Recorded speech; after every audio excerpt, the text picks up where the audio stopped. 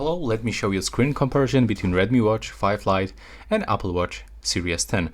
So first of all, I'm just gonna show you that really I'm using the maximum brightness on both devices. I'm not scamming you, take a look.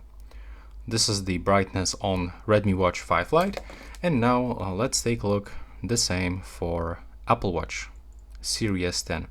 So this is the latest version of device. Take a look, maximum brightness level. And now let's go to the main watch face. Both of them are white and black.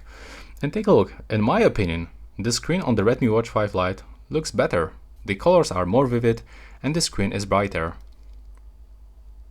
I'm gonna put it a little bit closer to the camera. Take a look.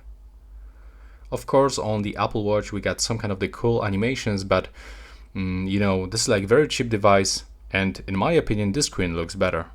Of course, we got bigger bezels, but when you talk about the brightness and the colors, they just looks better on Redmi Watch 5 Lite. Thanks for watching.